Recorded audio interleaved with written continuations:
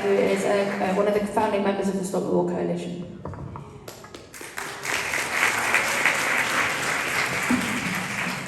Thanks very much. Now, my first job tonight is to give out an award. As a matter of fact, it's an Oscar. It's the Oscar for the political prophecy most swiftly refuted by the facts. Now, this has been awarded before. It was awarded to the Times newspaper when, in August 1914, it said that the First World War would be over by Christmas. It was awarded again to the sociologist André Gortz, who in 1968 wrote that there would never be another general strike in Europe, shortly before May 68, which was the biggest general strike in European history. So it's a great pleasure to give this award to Andrew Fisher, who wrote in The Guardian just a few weeks back that the Stop the War Coalition ought to disband because it no longer served any useful function, and that the whole war on terror was over. Now, if there was ever a political prediction that had gone very badly wrong very quickly, it is definitely that prediction. Because within weeks of him making it, we were the co-organisers of a demonstration of 150,000 people, and tomorrow we will be the co-organisers of a demonstration of 250,000 people. But the worst part of that prediction was the idea that the war in terror could be over. Now, I want to be absolutely clear about this. So long as there is an imperial order in the world, so long as people are denied the elementary right of self-determination, so far and so long as they are unable to control their own societies, there will be rebellions against it, and they will be called terrorists by the people against whom they rebel. And I should say a word of caution about the use of the word terrorism, really, because you see, it can be very slippery for the political establishment. I mean, look at the Mau Mau rebellion in Kenya. Now, nobody was under any illusions at the time that this was a vicious terrorist campaign. Yet last week, King Charles went to Kenya to apologise for the role of British colonialism in the Mau Mau rebellion. So perhaps they weren't quite as terrorist as we were led to believe at the time. And then, of course, there's Nelson Mandela. He was described as a terrorist. I'm old enough to remember when Tories used to call for Nelson Mandela to be hanged, when they used to produce T-shirts at Tory party conference which said, "Hang Nelson Mandela." But time passes and Nelson Mandela gets to meet the Queen. So perhaps it isn't quite as obvious who the terrorists are and who they are. And then there's Martin McGuinness. I mean, Martin McGuinness was the main commander of the Provisional IRA. They did blow up the Queen's relative, Lord Mountbatten, and yet Martin McGuinness got to meet the Queen. In fact, I sometimes think there are only two routes to meeting the British royal family. You have to work at 20 years at organising a church fete in a village in Surrey, or you can be the leader of a national liberation army in a colony, and then eventually you'll get there. I say these things because it's no judgment whatsoever to say that your ruling class, which is one of the oldest, nastiest, bloodiest ruling classes in the world, thinks that somebody's a terrorist. That is not good enough evidence that that's what they're doing. You have to look deeper than that, and you have to look at the roots of the problem, and you have to look at who did what to whom when before you make that judgment. And I think, like millions of people in this country, although we have my political position has nothing in common with Hamas, but it does have in common the idea that an occupied people have the right to resist. Not only do I have that idea, but it's inscribed in the UN Charter that any occupied people have the right to armed resistance. How could it be otherwise? How could it be otherwise that you would accept that an army of invasion came into your homes, stole your land, and you did not have the right to resist them? And the Palestinians have that right. They have that right and their right to exercise it, otherwise they would have disappeared into the history books many years ago. Now I want to say something a little bit about the imperial structure of the Middle East, because it's the only way you can understand what's happening at the moment. And it can be put very, very simply. I don't need to detain you for very long with this. America is still the world's major imperial power, by some considerable distance. And the imperial structure of the Middle East is this.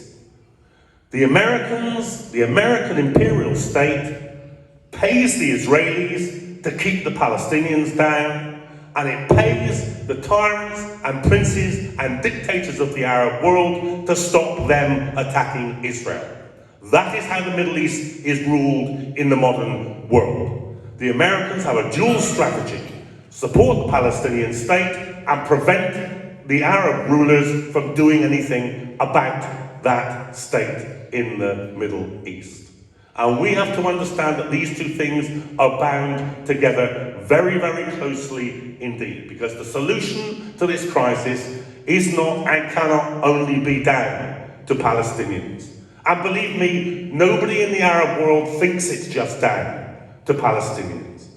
There is an old phrase, which is that the road to Jerusalem runs through Cairo, that it's up to the Arab masses across the region to settle accounts not only with the Zionists and the State of Israel, but with the Arab dictators, the Saudi princes, people like Abdul el-Sisi, who crushed the Egyptian revolution and maintains himself in power as the American policeman in the Middle East. And that's why it is so essential that for the first time since the Egyptian revolution, and I was privileged to be in Tahrir Square for 9 out of the 18 days of the Egyptian revolution, including the day when we pulled the Mubarak presidency down, it's enormously important that for today, for the first time since that revolution was crushed, protesters got back in to Tahrir Square in solidarity with Palestinians.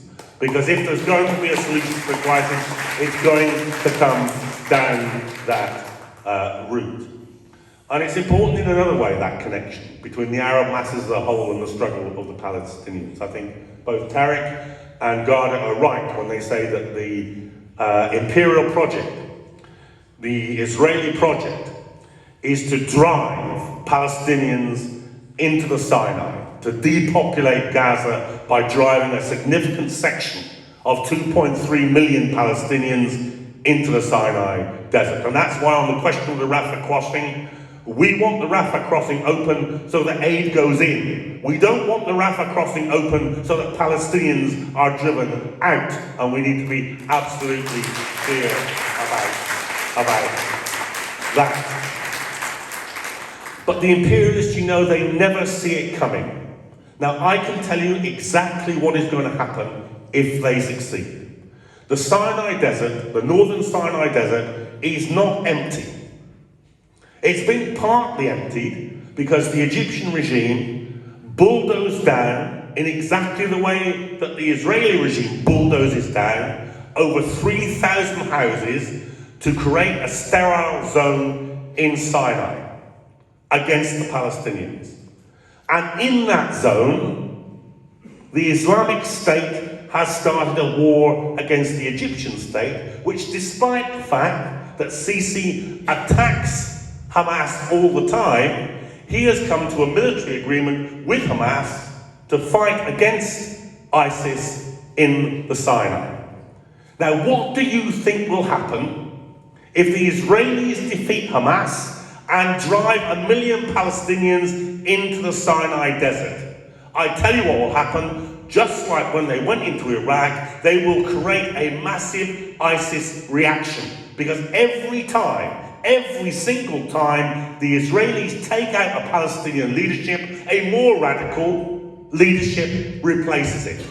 So this is a disaster for the era, for the whole area, and it's a disaster for peace in the Middle East. Because this will kick off a generalized war across the Middle East in the way that Tariq described it.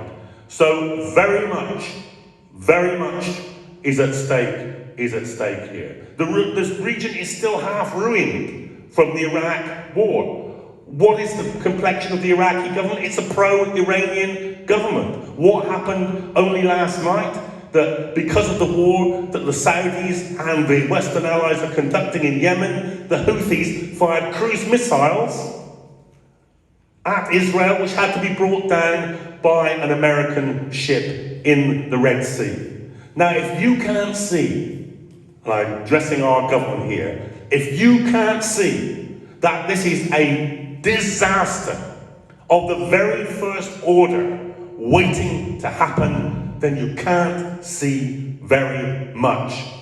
But you know, they didn't see Iraq and the disaster after Iraq, so I don't believe they'll see this. It will take us, it will take the demonstrators and the protesters to force this on them. And I think we're part of the way down the road with this.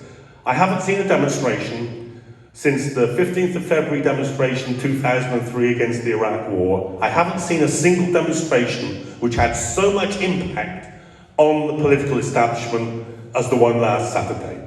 They thought it was going to be another Ukraine. They thought they were going to just light up the buildings with the Israeli flag and we would all be there cheering. And then they ran into that.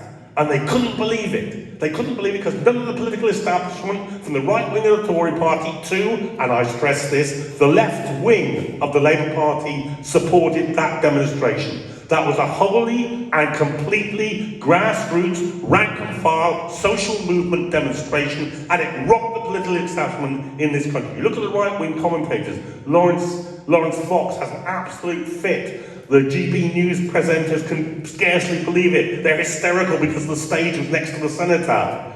The stage was next to the cenotaph because Downing Street is next to the cenotaph, and every demonstration on every issue has a stage next to the cenotaph. So that's why that was. And perhaps if some of the media organisations covered the previous demonstrations, they would know that that's where the stage always is.